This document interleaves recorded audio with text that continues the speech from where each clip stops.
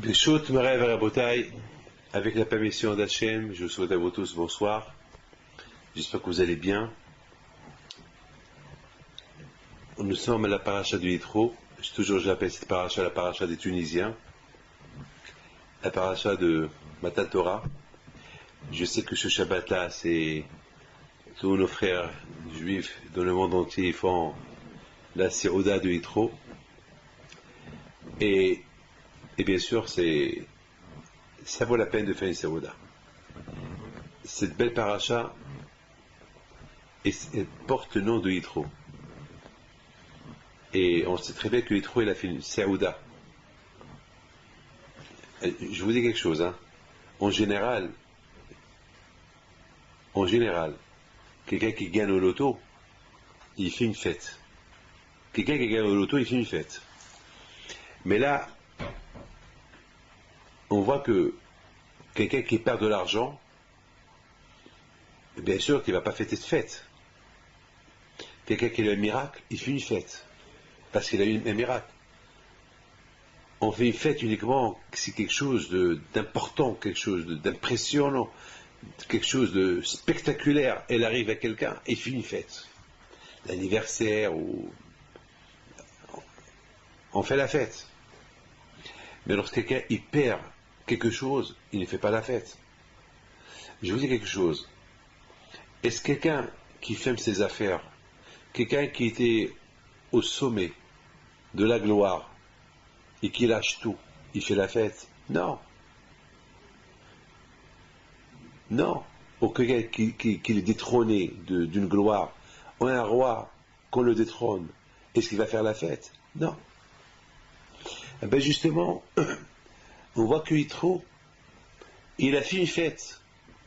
Lorsqu'il est devenu juif, lorsqu'il a tout lâché, lorsqu'il a lâché toute sa gloire, il était représentant de toute l'idolâtrie de l'époque.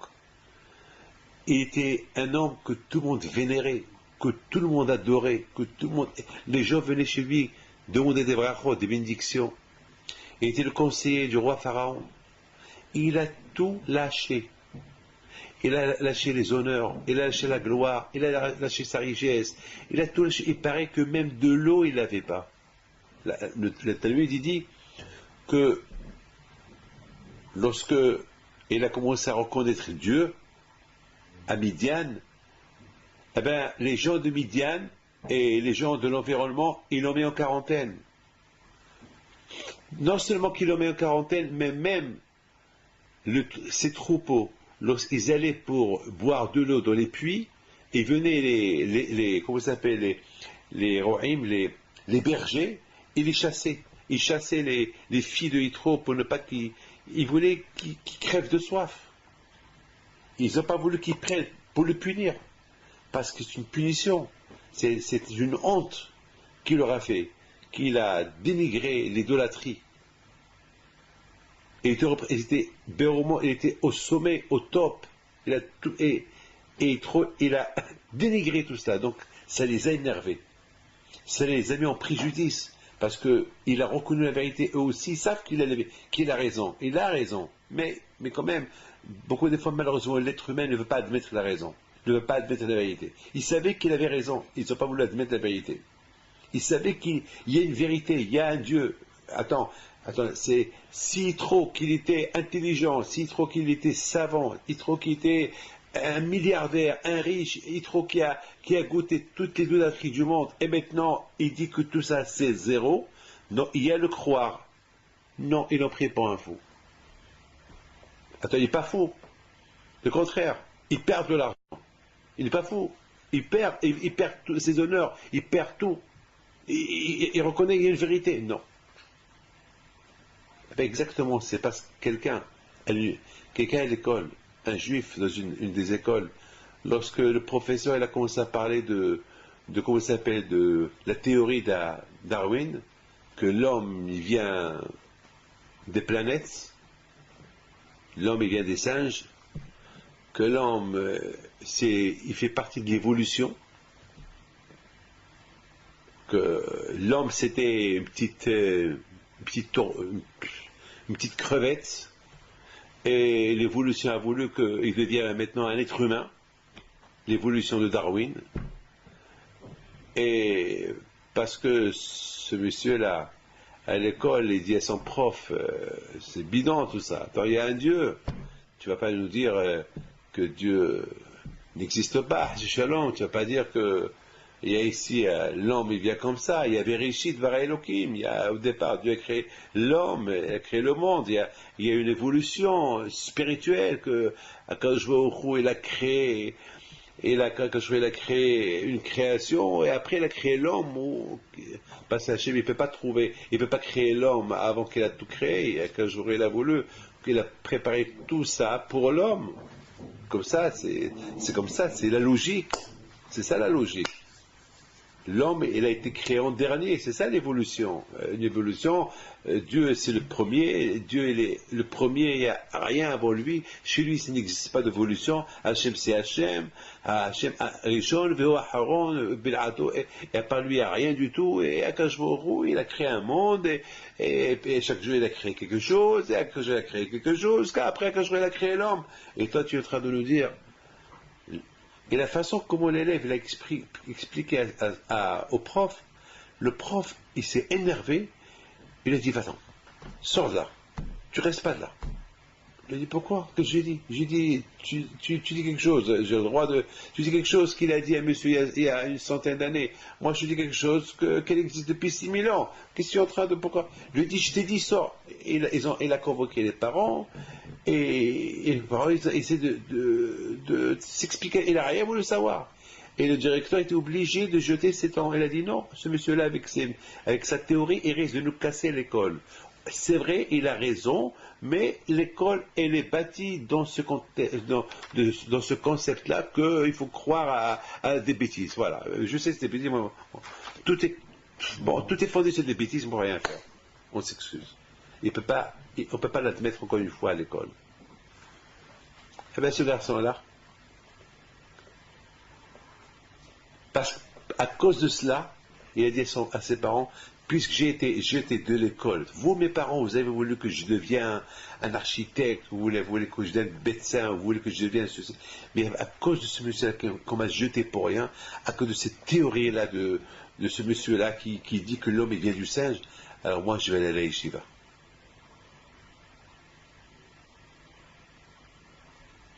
Ben, ses parents, ils lui ont dit, mon fils, c'est ton droit, tu peux faire ce que tu veux. Si c'est ton chemin, tu peux. La Barabotaï, cette histoire que je raconte, 100%, des milliers de fois, ça s'est répété dans l'histoire. Beaucoup de fois, ça s'est répété dans l'histoire. 100%. 100%, c'est une histoire qui se répète. C'est une répétition. Donc, Rabotaï, vous comprenez Rabotaï, que Yitro, il vient avec un concept réel, juste. Au lieu qu'on accepte sa lecture, au lieu qu'on accepte que c'est super, un monsieur comme lui, qu'il a mis tout entre ses mains et qu'il a tout lâché pour le bon Dieu, il faut le croire. Maintenant il découvre qu'il y a Dieu, il faut le croire. Non, il le jette. C'est extraordinaire, Rabotaï. C'est extraordinaire. Donc cette paracha-là, il s'appelle la paracha de Yitro. Et dans cette paracha, on parle de la fête que Yitro il a fait. Vous savez, il a fait une fête, il a invité les Juifs, il a invité Moshe, il a invité Aaron. Quelle fête? Au lieu qu'il fait une fête parce qu'il a gagné quelque chose, eh ben, il fait une fête parce qu'il a perdu tout, il a perdu son honneur. Non, ben justement, il dit, je fais la fête parce que le bon Dieu m'a ouvert les yeux. C'est ça la fête qu'il a fait Yitro. La fête qu'il a fait Yitro, c'est une fête de reconnaissance. Merci Hachem que tu m'as permis de te connaître, de te comprendre, de découvrir la vraie découverte. Oui, les gens pensent que j'ai perdu de l'argent, ils pensent que j'ai perdu mon statut international, mon statut d'être le prêtre qui représente toute l'idolâtrie mondiale. Mais tout ça, c'est faux. Merci Hachem merci Hachem, ça vaut la peine que je perds ma place, que je perds mon royaume, que je perds mon argent, que je perds tout. Et pour au moins, j'ai une satisfaction de te reconnaître, de savoir que tu es là, tu es Dieu. Merci Hachem. Voilà la fête qu'on fait pour la fête du Yitro. La fête du Yitro, que vous les Tunisiens, et beaucoup des communautés juives de le monde, ils l'appellent la fête du Yitro, ben justement, moi je l'appelle la fête de la reconnaissance, la fête de la renaissance. Yitro, il vient de naître. Il vient de renaître, pardon. Il vient de renaître. Hier, il était prêtre de l'idolâtrie. Aujourd'hui, c'est un simple citoyen qui reconnaît qu'il y a Dieu. Et c'est pour ça qu'il fait la fête. Et tant pis pour tout ce qu'il a perdu. Et tant pis pour tout ce que j'ai perdu. Eh bien, c'est ça, mes amis. Un matin Torah, c'est la fête de la Torah. Cette semaine, c'est la fête de la Torah. C'est la fête de la Torah et c'est la fête de la sortie de l'Égypte. Parce que le but de la sortie de l'Égypte, c'est pour recevoir la Torah. Eh bien voilà. Eh bien, on a lu toute l'histoire de l'exil, l'histoire des miracles, l'histoire de la sortie de l'Égypte, l'histoire de la traversée de la mer, et maintenant, c'est l'histoire de Matan Torah. Le but de tout cela, c'est Matan Torah. Donc, il y a eu une évolution. Qu'est-ce qui s'est passé aux Juifs avant qu'ils aient reçu la Torah? Et c'est de pareil pour Yitro. Qu'est-ce qui s'est passé? Tout ce qui était Yitro avant, jusqu'à il a reçu la Torah. Les Juifs, c'était l'exil, l'esclavage. C'était ça leur héritage, malheureusement. Et les souffrances. Et après, la libération et recevoir la Torah. Yitro, quant à lui, c'était les honneurs, la gloire, l'argent, les royaumes, au bout du sommet, et après, libéré de tout cela, et venir recevoir la Torah. Voilà, mes amis, les deux extrêmes. L'extrême du pauvre au riche, voilà la bataille. Ce qui est extraordinaire à bataille, c'est extraordinaire. Extraordinaire. Voilà, c'est la raison pourquoi cette paracha-là, et ça paye trop, et ça vaut la peine de faire une fête. C'est ça la fête. Lorsqu'un homme rabotaille, mettons, on ne va pas parler de Yitro, lorsqu'un homme rabotaille, il termine une Gemara, ou lorsqu'un homme, il étudie la Torah, ou un homme qui comprend le sens de quelque chose dans la Torah, eh bien c'est une fête. C'est un sourire. Ah, j'ai compris. Merci Hachem, j'ai compris. Un sourire. Mes amis, c'est ça la paracha de cette semaine. La paracha de cette semaine est super. Alors maintenant, on va essayer d'expliquer un peu cette paracha de Yitro. Parce que Yitro, on ne parle pas que de Yitro, mais on parle aussi d'autre chose. Mais on va essayer de comprendre ce que la Torah dit, que Yitro, il a entendu et il est venu. Alors maintenant, très bien, maintenant, on a compris pourquoi il a fait la fête. Mais maintenant, il y a quelque chose qui s'est passé avant. Il a entendu quelque chose de super. Ah, parce que pour tout lâcher les honneurs, la gloire et tout, et venir recevoir la Torah dans le désert, il y a quelque chose, il y a un événement qui s'est passé. Lequel? Qu'est-ce qui s'est passé exactement? Ah ben il s'est passé un événement extraordinaire. Lequel? Ah ben il s'est passé qu'il a entendu quelque chose. Il y a des gens qui voient pour apprécier ou pour changer, parce qu'ils voient une vérité, mais il y a d'autres personnes qui entendent. Simplement, en entendant, ça suffit. Pourquoi des fois ça arrive qu'on entend quelque chose et on réalise la chose. Il y a des gens qui ne vont pas se satisfaire avec ce qu'ils vont entendre, ils vont se satisfaire avec ce qu'ils vont voir. Il y a d'autres personnes qui ne sont pas... Non, que ça suffit pour être convaincu avec des choses qu'ils vont entendre. Eh bien, il a entendu quelque chose. Qu'est-ce qu'il a entendu? Deux choses. Il a entendu la traversée de la mer. Lorsque les Juifs, ils ont traversé la mer. Et aussi, il a entendu autre chose. Laquelle? Il a entendu quelque chose. Qu'est-ce qu'il a entendu?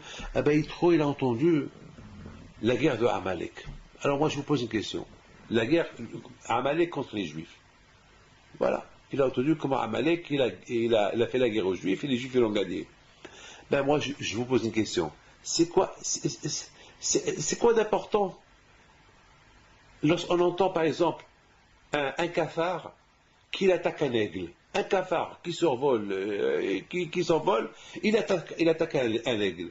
Il va vers un aigle. Qu'est-ce qu'il va faire l'aigle? Il va le dévorer. Oh, avec un petit souffle, il le tue. Est-ce qu'on va parler de ça? Est-ce qu'on va faire de ça une histoire? Est-ce qu'on va écrire un livre? Un cafard, il a attaqué un aigle. Et l'aigle, il l'a mangé. Ou il a soufflé, il a écrasé. Qui va parler de ça? Personne.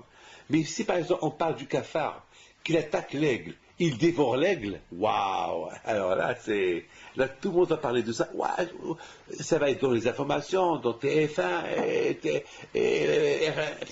partout, on va parler de ça, dans le Figaro, dans les journaux français, américains, au Maroc, tout le monde va parler, ça va être même dans la jungle, on va parler de ça, même dans la jungle.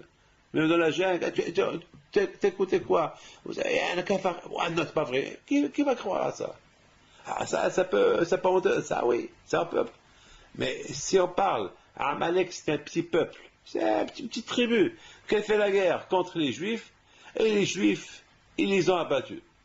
Et en plus, les Juifs à cette époque-là, ils avaient avec eux la Shekhina, Hakadosh Baruch Hu, il y avait Moshe, Aaron, Yeshua. D'ailleurs, quand il a dit à Moshe Rabbeinu, dit oublie ça qu'ils n'ont pas peur, qu'il ne faut pas qu'ils aient peur des Égyptiens. Hashem Elachem Lachem, le pharaon, il est venu faire la guerre contre les Juifs, il est venu avec des centaines de milliers, je sais pas quoi, de soldats. Ça, on aurait pu avoir peur. Et malgré tout, Hashem a dit à Moshe Rabbeinu, dit oublie ça, il ne faut pas avoir peur. Hashem Elachem Lachem. C'est Hashem qui va faire la guerre. Et alors, si les Égyptiens, ils n'ont rien pu faire aux Juifs, comment Amalek, une petite tribu, quelques soldats qui vient embêter les Juifs, de ça on va construire une histoire, et la Torah fait beaucoup de bruit de cette histoire, il ne faut pas oublier cela, il faut parler de ça. C'est quoi tout ça? C'est quoi tout ça? C'est une histoire, à Bouddhaï, c'est ça, c'est quelque chose qu'on doit comprendre. Vous savez, à Bouddhaï, mes amis, écoutez très bien, mes amis. Ce que je pense, ça ne va pas vous plaire tout ce que je vais vous dire, mais il faut savoir les choses. Dans la vie, chacun comment il voit la vie. Moi, j'arrive du Mexique. Et au Mexique, il s'est passé un événement, malheureusement, il y a 3 semaines. Une famille entière. Moshe Saba, Alav Shalom. D'ailleurs, cette année, j'étais au Mexique, et j'ai fait beaucoup de cours de doctorat à sa mémoire. Et la semaine dernière, tout le monde venait chez moi. Tout le judaïsme mexicain, ils sont dans le choc. Tous dans le choc, choqués. Le choc qu'ils ont, c'est qu'est-ce qui s'est passé? Qu'est-ce qui s'est passé à cette famille-là? Toute une famille qui vient d'Israël, une famille qui était à New York pour un mariage. Ils arrivent dans leur avion privé au Mexique. Ils avaient un mariage au Mexique.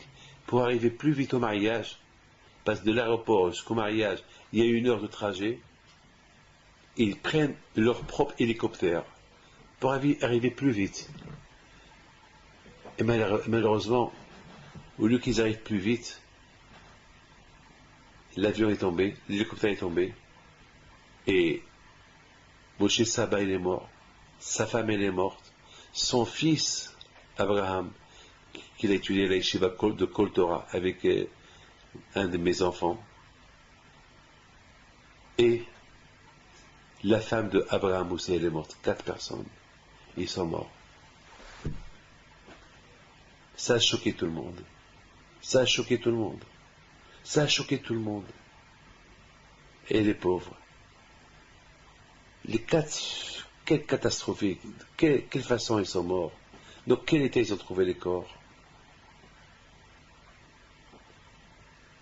Vous imaginez un hélicoptère, vous voyez, il est resté rien d'hélicoptère. C'est des gens qui ont fait beaucoup de mitzvot, beaucoup de Torah. Beaucoup de Torah. Ça a choqué tout le monde. C'est ça la Torah.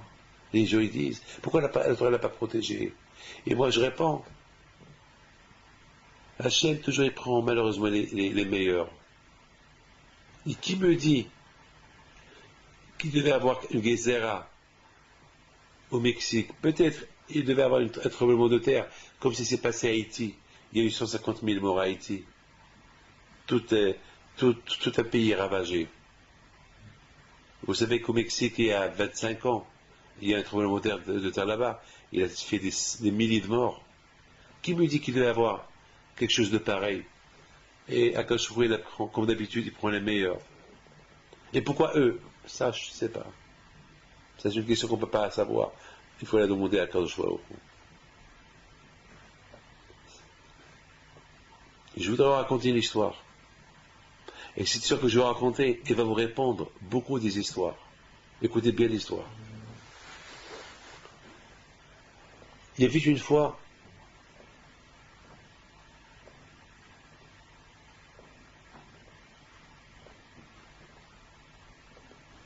ça s'est passé l'année dernière. Ça, c'est le grand rabbin du Mexique qui s'appelle Rabbi Shlomo Tawil, qui me l'a raconté vendredi dernier. On était assis à table, il me l'a raconté. Il m'a dit, Rabbi David, vous savez que l'année dernière, il y avait un problème dans la communauté mexicaine. Et moi, j'ai dit une chose. Et Moshe Saba, alav Shalom, il a dit une chose. Et j'étais pas trop d'accord avec lui, lui aussi n'était pas trop d'accord avec moi. Parce que chacun, comment il a vu la chose. Et Moshe Saba, que Dieu repose son nom en paix, était tellement certain de ce qu'il disait, et il dit au Rav Tawil, vous savez que moi je connais bien l'histoire, c'est que vous, Rav Tawil, vous ne connaissez pas l'histoire, moi je connais bien l'histoire, et j'ai raison. Et l'autre lui dit, non, je pense pas que tu as raison. Alors Moshe Saba lui dit, viens, on fait un pari, toi et moi. Si je gagne, je te donne 100 000 $. Et si... Non, si tu gagnes, je te donne 100 000 $. Et si je gagne, tu me donnes 100 000 $. Le rabbin lui a dit, non, moi, j'ai pas les 100 000 $. Je sais pas, moi, je suis un rabbin. J'ai pas cette somme. Toi, tu peux te permettre. Il dit, alors, tu sais quoi? Si moi, je gagne, si moi je perds, je te donne 100 000 $. Mais si moi je gagne, tu me donnes pas l'argent, mais je veux que tu lis le chasse 60, tout le Talmud, à ma mémoire, et je veux que tu me fais un papier, que si je meurs, on enterre ce papier avec moi. Vous vous rendez compte? Ça s'est passé l'année dernière. C'est la folie. C'est la folie. Et le rabbin Taou, il lui dit d'accord. Et Moshe Saba lui dit non, non, non. Il faut qu'on prenne une photo, on apporte 2 témoins, on fait un papier.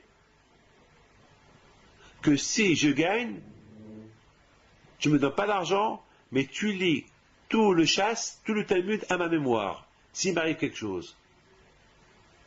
Et je veux que je me fais un papier, que je l'enterre avec comme ça. Moi, si j'arrive là-haut, j'arrive avec un papier. Que même si j'ai pas eu le temps d'étudier toute la Torah, j'ai un papier que j'ai lu tout le chasse. Alors Raftaoui dit, je suis d'accord. Le Raftaoui, il m'a montré la photo. Il y avait la photo, ils ont pris la photo, il y avait 2 témoins qui se serraient les mains. Quelques mois plus tard, il est mort. Moshe Saba. Alors Raftaoui me dit, Rabbi David, je suis organisé avec quelques personnes pour qu'on lit tout le Talmud à sa mémoire, parce qu'il a gagné dans le pari. Et je lui ai promis que s'il gagne, je commence le chasse à cette date, et à cette date, il est mort. Donc ça veut dire que c'était déjà prévu. Hachem, c'est ce qu'il fait. Une chose est certaine, on ne prend rien du tout avec nous. Avec tous ses avions, son argent, avec tout ce qu'il a, il a tout laissé ici. Il est parti sans rien. Mais avec quoi il est parti? Avec toutes les mitzvot qu'il a fait, parce qu'il a fait des mitzvot que personne n'a fait. Il a fait des mitzvot que personne n'a fait au Mexique. Alors pourquoi lui? Pourquoi lui? Eh bien parce que pour Hachem, il n'y avait que lui, que ce Moshe-là qui pouvait annuler la Gézéra sur Am Israël. Il devait avoir le Gézéra, on ne sait pas. Quelle sorte de Gézéra, on ne sait pas. C'est la folie. Bien, je vous raconte une autre histoire. Vous allez tomber de votre chaise avec cette histoire que je vais vous raconter. Il s'est passé que, vous savez, au Mexique, je vais 2 fois par an. Et ça fait une dizaine d'années, il y a un juif qui a passé la Shoah, qui vient toujours me voir. Et il a un numéro. le numéro de la Shoah. Malheureusement, toute sa famille a été tuée de la Shoah. C'est un rescapé de la Shoah. C'est un juif qui vient toujours me voir, toujours. Et chaque fois qu'il vient me voir, je lui demande, montre-moi le numéro. Il me montre toujours son numéro. C'est pas, dès que je vois, c'est pour, pour me rappeler un peu de la tragédie de nos frères de la Shoah. Chaque fois que je vois ce numéro-là, je pense à Auschwitz. Je pense aux 6 millions de juifs.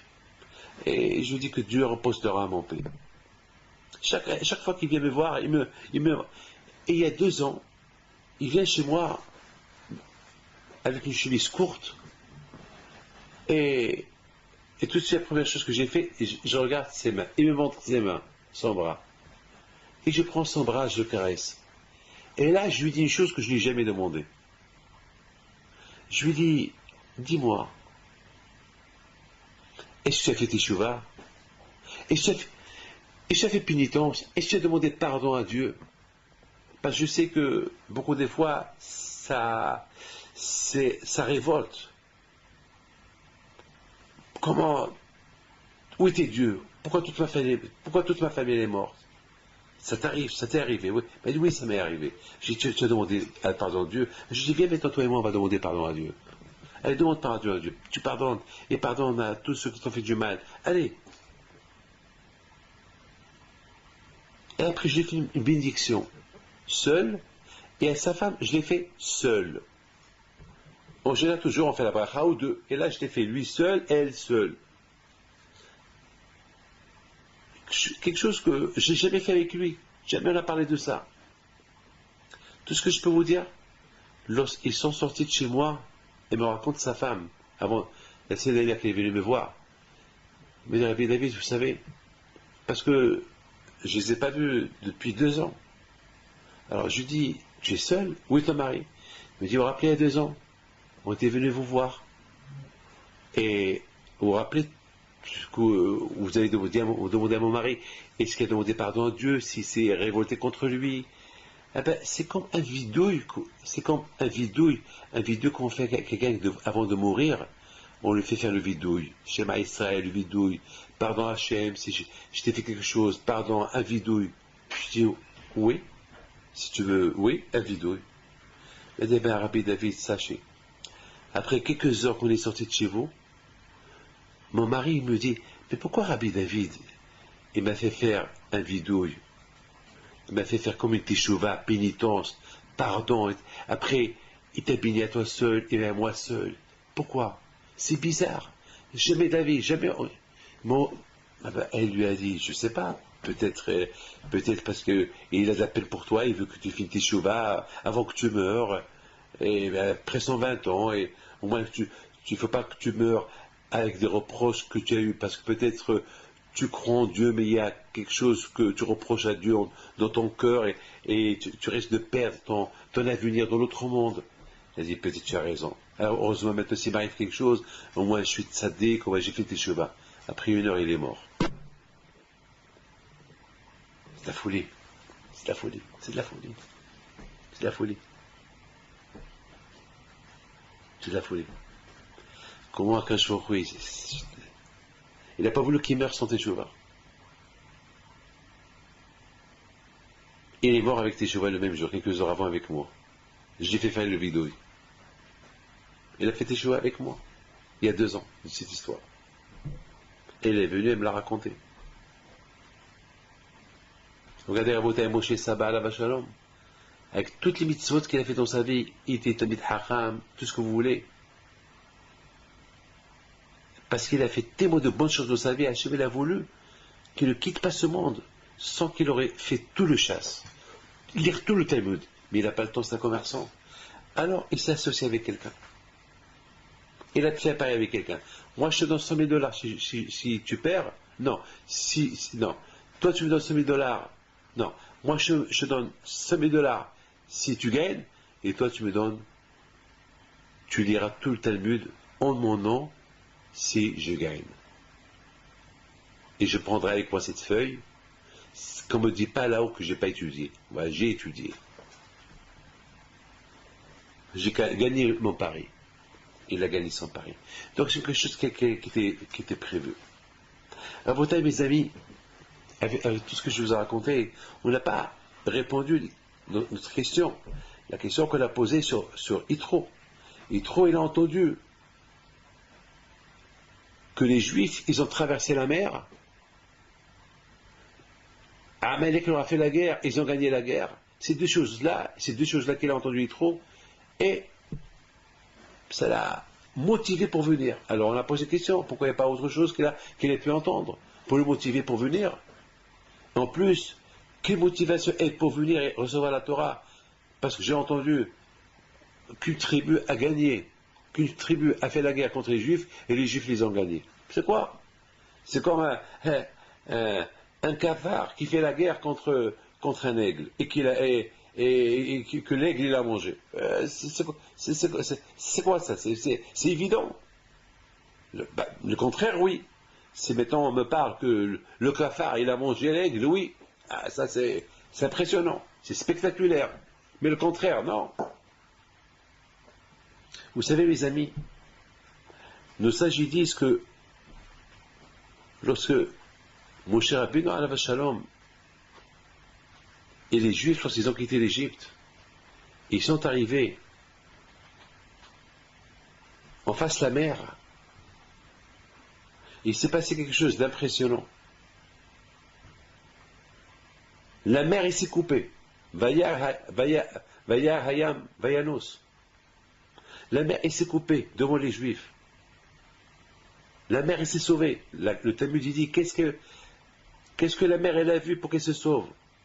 Et le Talmud, il essaye de donner des explications. Et à la fin, le Talmud, il dit, ce qu'il a fait peur à la mer, c'est le cercueil de Yosef. Yosef Hatzadik. C'est Yosef Hatzadik qu'il est mort en Égypte. Et qu'ils ont transporté avec eux. Il y avait les 12 cercueils. Les 13 cercueils des 13 Shevatim.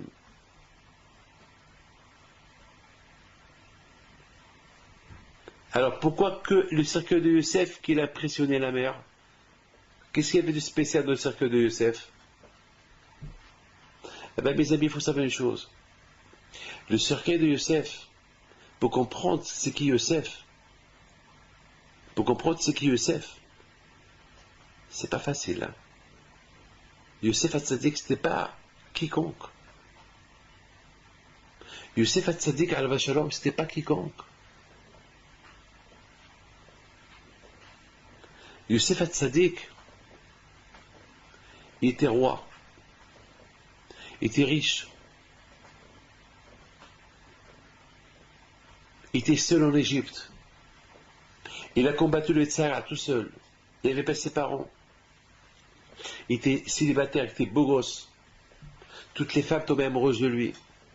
Toutes les Égyptiennes voulaient de lui. Et lui, il voulait rien. Et surtout, la plupart, c'était des femmes mariées. Et lui disait, comment une femme mariée, je vais la prendre à son mari, que Dieu préserve? Non, impossible. Alors il y avait les filles célibataires. Il a dit quoi? Mais les filles célibataires, non, je peux pas. Je suis juif. Je peux pas.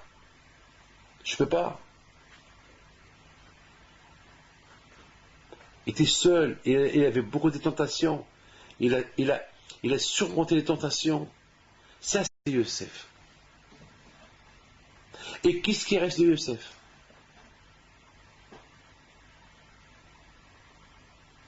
Des os.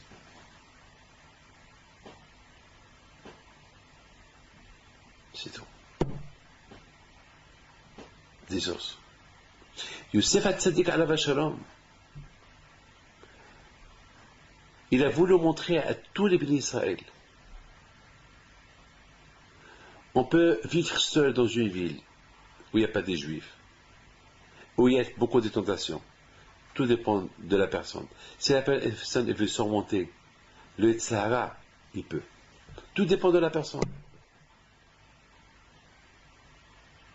Beaucoup de gens ils disent ouais c'est dur, ouais c'est facile, je suis tout seul, j'ai pas de parents. Il y a beaucoup de gens qui disent ouais si je suis tombé de la religion c'est parce que j'étais seul, j'avais pas de soutien, j'avais pas d'argent, j'avais pas de copains juifs, il n'y a pas de synagogue.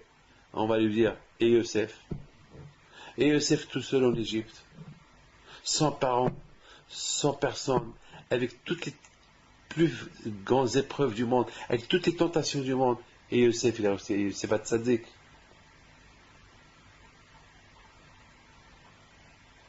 Mes amis, écoutez, c'est pas personne qui peut être Youssef. C'est pas vrai, tout le monde peut être Youssef. Si Youssef, il est devenu Youssef, était Youssef, c'est que chacun peut être comme Youssef. Si la Torah nous raconte des histoires sur Youssef, ça veut dire qu'on peut être Youssef. Ça n'existe pas comme si on nous parle de Rabbi Haim Pinto, c'est que nous aussi on peut être Rabbi Haim Pinto. Si on nous parle de Rabbi Haim Taïb Lomet ou Rabbi Tzhak Taïb Lomet, c'est qu'on peut être nous aussi. C'est l'être humain qui dit ah oui, lui il pouvait, moi je ne peux pas. C'est pas vrai. Si lui il pouvait, moi aussi je peux. Si Youssef il a résisté le Sahara tout seul en Égypte, c'est que nous aussi on peut.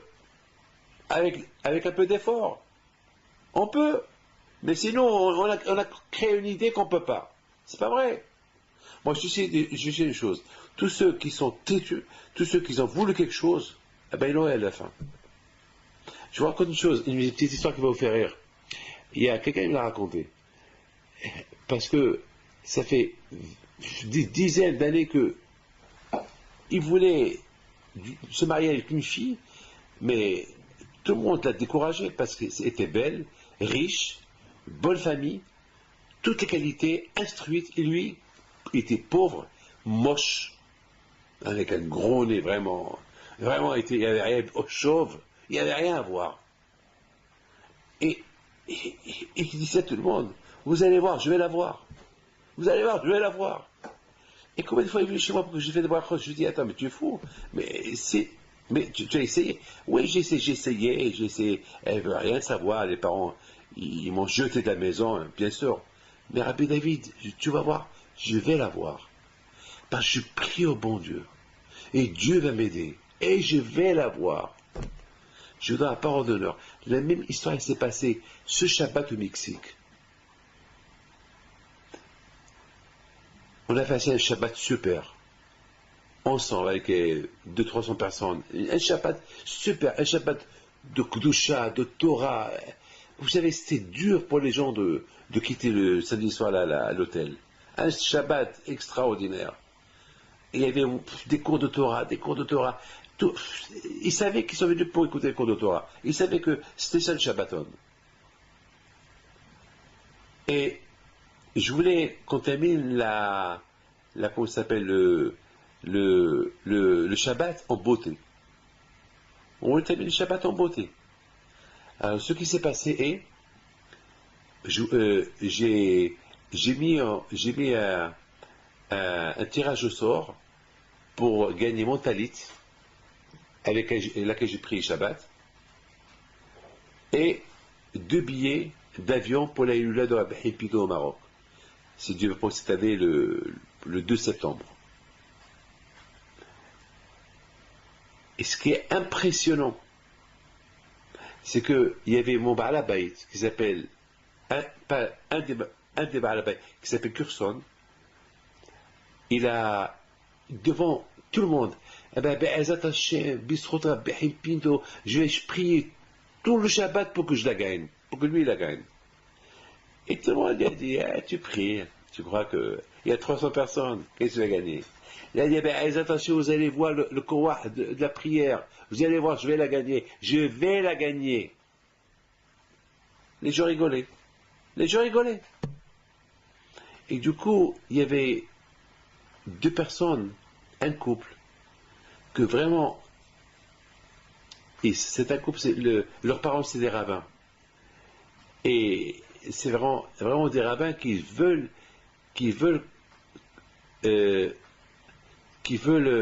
découvrir comment c'est le pèlerinage au Maroc. Eux aussi ils ont prié.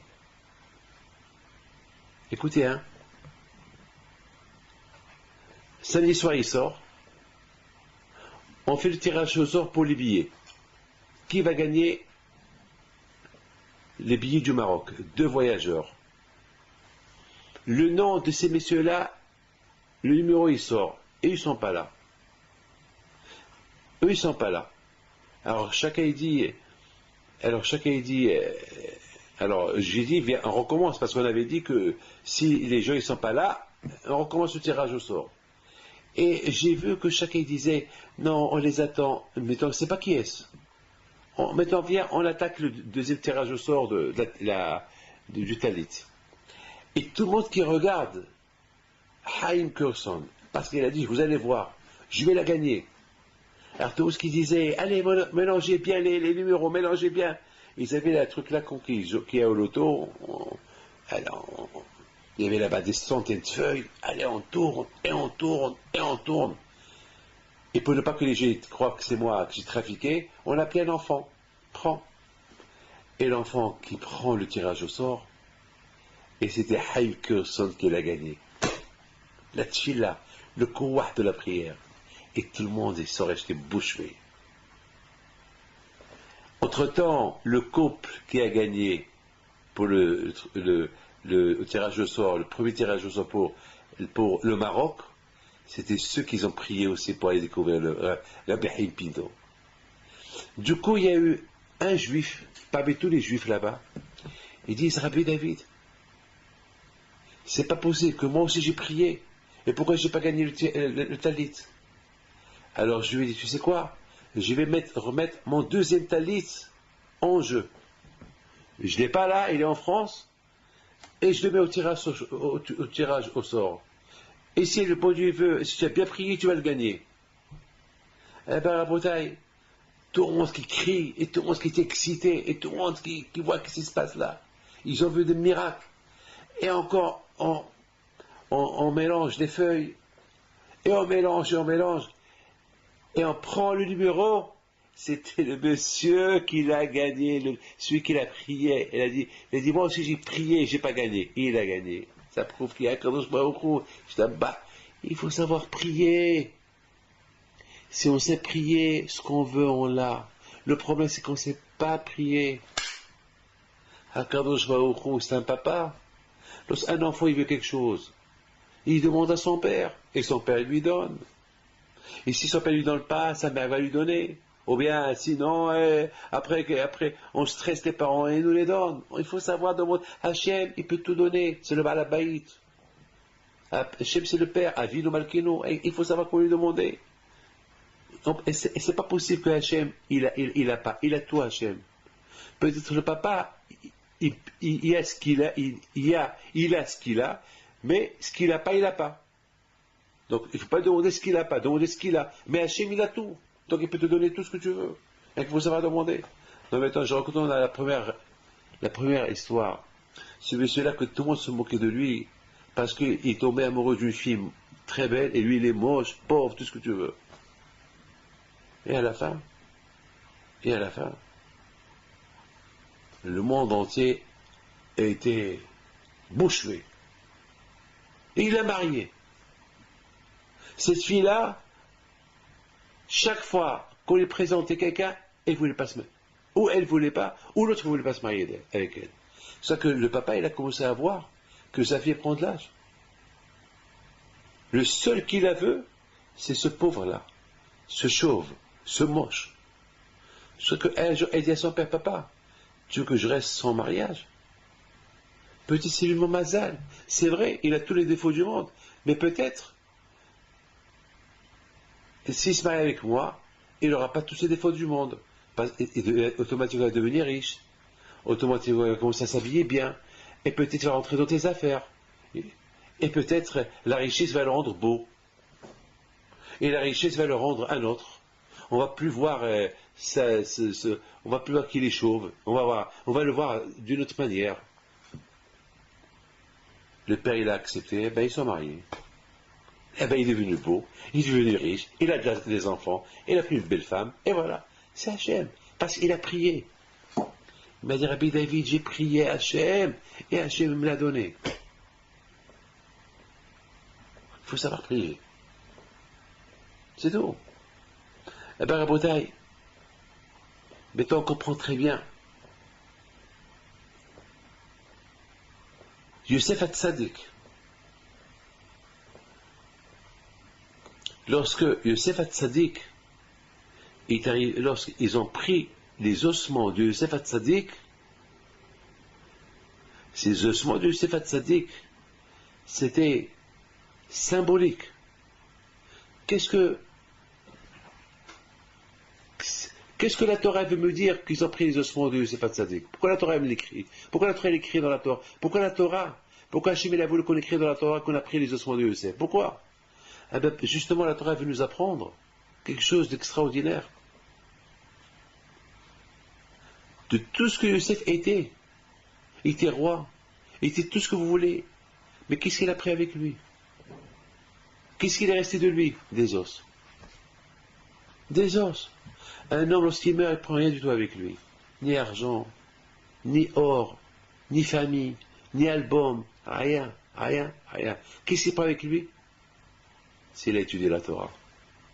Qu'est-ce qu'il a pris avec lui, Moshe Sabar, Alav Shalom? Lui et toute sa famille qui sont morts dans l'accident de l'hélicoptère. Qu'est-ce qu'ils ont pris avec eux? Les mitzvot qu'ils ont fait. Et tout leur bien est resté là. Qu'est-ce qui est resté de Yosef Hatzadik? Des os. Dans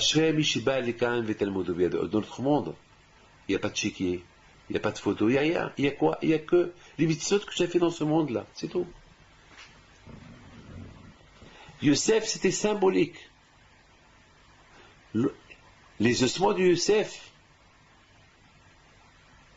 c'était chacun qui voyait les ossements, chacun qui voyait le cercueil de Yosef. Bien sûr, il y avait beaucoup de cercueils. Il y avait beaucoup de gens qui ont pris des cercueils de leur famille. Mais le cercueil de Yosef, c'était Moshe Rabbeinu qui s'occupait de lui. Très symbolique. Waouh!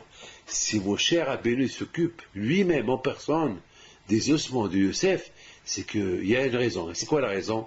La raison, Yosef était spécial. Il était riche, il était roi, il était beau, il était tout ce que tu veux. Il est resté un bon juif. Il n'a pas trahi son Dieu. L'argent ne l'a pas rendu fou. Il était seul. Il aurait pu trouver 1000 excuses pour tout lâcher. Il lui a trouvé 1000 excuses pour ne rien lâcher. Il se protégeait tout seul. Il n'y avait personne qui le protège pour rester un bon juif. Tout seul, il se protégeait. Symbolique. Donc tous les juifs, ils prenaient conscience. Chacun qui voyait. Donc Youssef est devenu, une légende. C'est pas une légende qui est devenue, mais Youssef est devenu une histoire de moralité.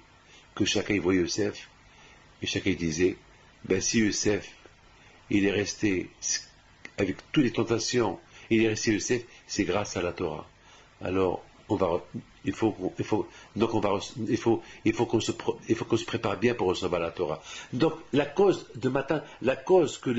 que les Juifs ils ont bien reçu la Torah, c'est à cause de Yosef Hatzadik. Donc Yosef était la cause. Quand par exemple, beaucoup de fois, je vois quelqu'un qui fait une bonne action, eh ben, j'apprends de lui. Donc qui était la cause de Matan Torah pour tous les Juifs? C'était Yosef. Donc ça veut dire que tous les Juifs, ils étaient prêts à recevoir la Torah. Puisqu'ils étaient prêts à recevoir toute la Torah grâce à Yosef. Donc la mer, elle s'est coupée pour Yosef, qui est devenu un symbole pour tous les Juifs. C'est-à-dire que grâce à Yosef, les Juifs, ils ont appris qu'ils doivent recevoir la Torah. De quelle manière recevoir la Torah? Que c'est beau de recevoir la Torah et être comme Yosef. Pour être comme Yosef et subir toutes les tentations du monde et rester tzaddik comme Yosef, il faut la Torah. Donc il faut aller recevoir la Torah. Donc la mère, elle n'avait plus de raison de ne pas se couper pour ceux qui vont recevoir la Torah. Vers le mont Sinaï pour recevoir la Torah. Je me suis posé une question. C'est écrit dans la Torah que la mer que la mer est retournée à sa place. C'est-à-dire que la mer s'est coupée, les Juifs, ils n'ont pas traversé avec le cercueil de Yosef, et après, une fois que tout le monde est sorti, et les Égyptiens aussi sont entrés dans l'eau, et après l'eau, elle est tombée sur les Égyptiens, et ça a fait un balagan. Et les Égyptiens, ceux qui ont voulu, je parle de l'Égypte de l'époque, hein, ceux qui ont poursuivi les Juifs, ils sont tous noyés. Alors la Torah, elle dit, c'est quoi? et il a retourné les étanants à sa place. La Gemara dit, les étanants c'est les tnao, à la condition. C'est-à-dire quoi, quand je il a fait une condition avec la mer. Eh, le Sachim il a créé la mer, il a fait une condition que la mer, il faut qu'elle reste la mer. Il ne faut pas que la mer elle sorte de son circuit. Il faut que la mer elle reste à sa place. Il ne faut pas que la mer elle déborde, elle prend de le monde entier. C'est pour ça que je vous repris, il a créé le sable. Le sable, il est là pour protéger le monde, que la mer, elle travaille. Dès que vous voyez de loin des vagues qui arrivent, dès qu'elle arrive vers le sable, et hop, le sable, il casse la mer, parce que le sable, il commence déjà à des profondeurs, il casse la mer, il casse la vague. Vous savez, si elle arrive à la surface, elle est déjà cassée. Mais parfois, il y a le tsunami qui détruit tout, qui pousse même le sable. Bon, ça arrive de temps en temps, pas tout le temps. Mais de toute façon, le sable, il est là pour protéger le monde contre la mer. Mais Akadosh Baruch Hu, lorsqu'il a créé le monde, il a créé la mer, et il a fait avec elle une condition que lorsque les Juifs ils quittent l'Égypte, ils vont pour recevoir la Torah, il faut qu'ils se coupent pour eux. Et après, ils retournent à ce qu'il était avant. Donc c'est la condition. Mais malgré tout, on a vu que la mer n'a pas voulu respecter la condition de Dieu. Elle n'a pas voulu respecter la condition de Dieu que lorsque les Juifs ils arrivent, ils se coupent pour eux jusqu'à que les Juifs traversent, après elle retourne à sa place. Elle n'a pas voulu. La question se pose pourquoi elle n'a pas voulu. Ben, la réponse, elle est que la mer, c'est une des créations de Dieu, la mer. Et la mer, l'océan, l'Atlantique, la Méditerranée, c'est l'une des créations d'Hachem. Pour elle, c'est les Juifs qui vont traverser. C'est des Juifs qui sont déjà dans la Torah, des Juifs. C'est vrai, ils vont recevoir la Torah, mais qui sont religieux, Mais là, ils voient devant elle des Juifs qui étaient pas. Pour elles, ça valait pas la peine de faire tout ce bruit-là pour la mer, pour ces Juifs-là. On va pas se couper pour eux, c'est vrai, ils vont recevoir la Torah, mais non, mais pas pour ces gens-là. Mais lorsque la mère, elle a vu le cercueil de Yosef, les ossements de Yosef, ils ont compris, la mère a compris que ces juifs-là qui sont à côté, ils ont déjà pris exemple de ces ossements de Yosef. Et ces juifs-là, s'ils ne reçoivent pas la Torah, c'est vrai, s'ils ne reçoivent pas la Torah, ils ne vont pas être symboliques. Sans Torah, ils vont être des gens ignorants. Mais s'ils reçoivent la Torah elle va être très importante dans leurs yeux. La mère, au départ, elle a vu quoi? Elle voit des Juifs avec de l'or, plein d'or, avec tout le butin qu'ils ont pris de l'Égypte. C'est ça les Juifs. C'est quoi ça? C'est ça les Juifs, c'est ça. Ils aiment que l'argent, ils veulent que de l'argent. C'est quoi tout ça? Donc quelque part, la mère n'était pas trop contente d'accepter, d'accomplir la condition que Dieu a fait avec elle à la création du monde. Que lorsque les Juifs ils quittent l'Égypte, ils veulent traverser, il faut tout couper pour eux. Là, elle n'était pas d'accord. Mais lorsqu'elle a vu le cercueil de Yosef et que les Juifs, ils vont être exemplaires, que ce serait l'exemple et que les Juifs vont suivre l'exemple de Yosef Hatzadik, que le plus important dans leurs yeux, ça va être la Torah et non pas l'argent, alors là, c'est coupé pour eux. Mes amis, je vous souhaite bonsoir, que le bon Dieu vous protège, il vous donne la santé et la joie. J'espère que ce cours de Torah vous plaît. À la semaine prochaine, si Dieu veut, n'oubliez pas d'inviter tous vos amis par email, par SMS, de venir avoir ce cours-là. Chaque mercredi, il y a un cours sur Internet. Invitez tout le monde à le voir. Et non seulement, et ceux qui m'écoutent, il sera béni, que le bon Dieu le protège.